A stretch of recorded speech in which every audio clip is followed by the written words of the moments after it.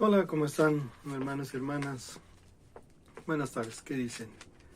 Gracias a Dios, aquí seguimos con la bendición de Dios, compartiendo un miércoles más algo acerca de su palabra. Hemos terminado ya de hablar sobre la oración. Y pensando y orando y pidiéndole a Dios que me guiara para ver qué compartirles en estos miércoles que siguen, vamos a hablar de la primera carta del apóstol Juan. Ya no de su evangelio, sino de la primera carta del apóstol Juan. De eso vamos a hablar. Vamos a estudiarla, si Dios nos permite, toda. Guiados en 2 o 3 palabritas que por ahí son muy importantes. Una, amor; otra, comunión; y otra, vida eterna. Más o menos eso es lo que nos va a guiar. Amor, comunión, vida eterna. De eso vamos a estar hablando. Como les decía, espero que podamos estudiar toda la carta del apóstol Juan. Y para empezar este miércoles, en una forma rara, vamos a empezar por el final, los últimos versículos, para después, más adelante, regresar al principio del estudio de esta primera carta de Juan. Si ustedes recuerdan, Juan decía de sí mismo que él era el discípulo amado. Juan comprendió que lo principal que vino Jesús a hacer fue a manifestarnos su amor y, en forma general, el amor de Dios, el Padre, el Hijo y el Espíritu Santo. Y era algo que comprendió muy bien el apóstol Juan. Aunque vamos a hablar de su carta, recordamos lo que dice Juan en su capítulo 3, en su versículo 16. De tal manera amó Dios al mundo, que ha dado a su Hijo unigénito, para que todo aquel que en él cree no se pierda, sino que tenga vida eterna. ¿Verdad? Yo creo que es el versículo más memorizado por todos los cristianos, más compartido, más creído, más usado, y que más te fortalece en tiempos tan difíciles como la enfermedad o el fallecimiento de seres amados. Hoy quisiera compartirles Primera de Juan 5:13. Primera de Juan 5:13. Léanlo con calma, pónganle pausa, vayan a su Biblia o ahí en su celular, pónganle pausa, lean con calma Primera de Juan 5:13 y vuelvan a poner play. ¿Sale? ¿Ya? Muy bien. Regresamos entonces. ¿Cómo se llama el devocional de este miércoles? Tienes vida eterna. Esa es la enseñanza que tenemos que recordar hoy. Por eso quise empezar por el final, para regresar a poco ir estudiando. Este es el último capítulo, no es el último versículo, hay muchos más, pero es la última sección de la primera de Juan. Tienes vida eterna. Juan se enfrentaba, en tiempos en que él escribió, a griegos que habían mezclado sus filosofías y su mitología con las enseñanzas de Jesucristo. Y entonces él tenía que aclararlas, o él buscaba aclararlas, estas enseñanzas. Él quería, pues, en cierta forma, que los cristianos no se confundieran sobre algunas situaciones que otras religiones tenían.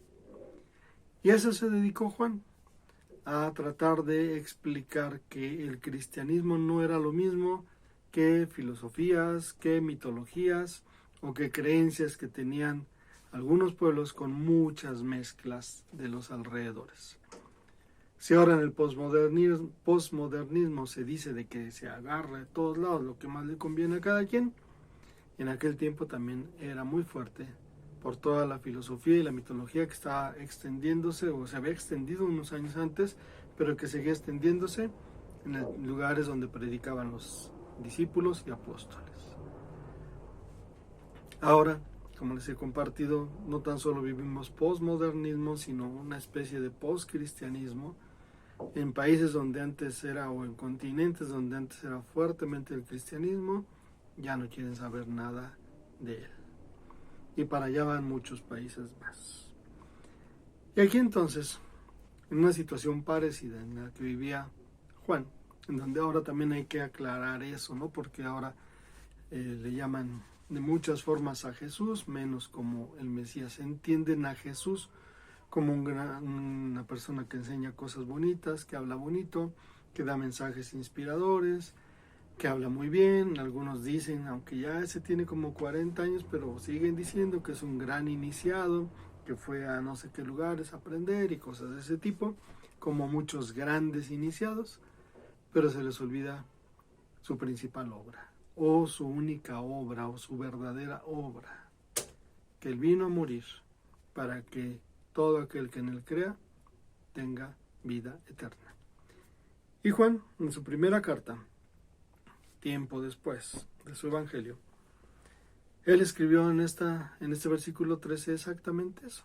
Él dice, yo les escribo algo. Rápido, el estudio de la palabra escribo. Dicen por ahí, como hemos platicado también alguna vez, a las palabras se las lleva el viento. Entonces a nosotros se nos olvida fácilmente y hay que escribir, ¿no? Es mejor un cuaderno y una hoja que una buena memoria. Y como se nos olvida muy rápido, hay que escribirlo. Y Juan dice, yo les escribo algo que no se tiene que olvidar. Yo les escribo algo que no se lo tiene que llevar el viento. Yo les escribo algo que no tiene que pasar al olvido o a pasar por el tiempo y quedarse atrás. Y Juan decía, yo les escribo algo a los que creen en el nombre del Hijo de Dios. Esto es algo que entienden, esto es algo que comprenden, esto es algo que hasta cierto punto son los únicos que lo pueden tener, los que creen en el nombre del Hijo de Dios, y es que tienes vida eterna. La vida cristiana no es para tener una buena religión donde solo te transmitan buenos principios. Si es una buena religión, si te transmiten buenos principios. No es un lugar donde solo vas a aprender buenos hábitos, aprendes buenos hábitos. No es un lugar en donde te puedes refugiar. Todo lo que es el cristianismo, eso es. Pero no es eso en realidad.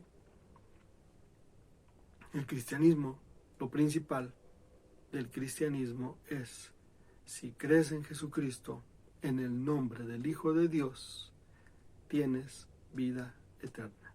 Y dice aquí Juan, y lo tienes que saber. No es algo de que, bueno, y sabes, pues es que, pues creo que sí. No, aquí dice, tienes que saber. Y cuando dice saber, yo quiero que ustedes sepan que tienen vida eterna. Cuando dice sepan, utiliza una palabra que en griego dice tengan un conocimiento profundo. Que cuando alguien te pregunte, ¿y qué es ser cristiano? No simplemente digas un montón de cosas que no son. Alguna persona decía, es que mira, si yo hubiera nacido en un país musulmán, yo sería musulmán. Pues yo creo que no. Donde haya nacido yo, si yo soy un hijo de Dios, voy a ser un hijo de Dios y sería un hijo de Dios. No tendría una u otra religión dependiendo del país donde nacería, o la herencia religiosa que el país me haya dejado. Dice Juan, yo quiero que sepan bien, a fondo, profundamente, fuertemente, totalmente, ustedes que creen en Jesucristo, que tienen vida eterna. Y ese tener es tuya. El verbo que se usa aquí para tener es tomar. No es de que sí que sé que allá está. ¿Dónde tienes la vida eterna? Por allá. No, ese verbo es tienes. ¿Dónde la tienes? Aquí la tengo. Tienes vida eterna. Eso es algo interesante que no tenemos que olvidar. Vida eterna se dice Zoe. Lo hemos explicado. En griego se usan dos palabras que en la ciencia se usan de manera diferente, pero que en el Nuevo Testamento se usa así. Bios, vida natural, y Zoe, vida eterna. De bios viene biología y de Zoe, Sao, viene zoología, ¿no? Pero en términos de la palabra de Dios del Nuevo Testamento, bios es vida natural y Zoe es vida eterna.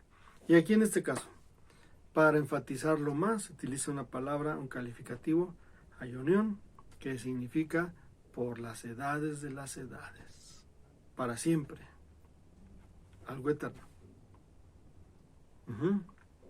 Entonces, hoy quiero que recuerdes, si crees en Jesucristo tienes un montón de bendiciones, pero lo principal, que tienes vida eterna.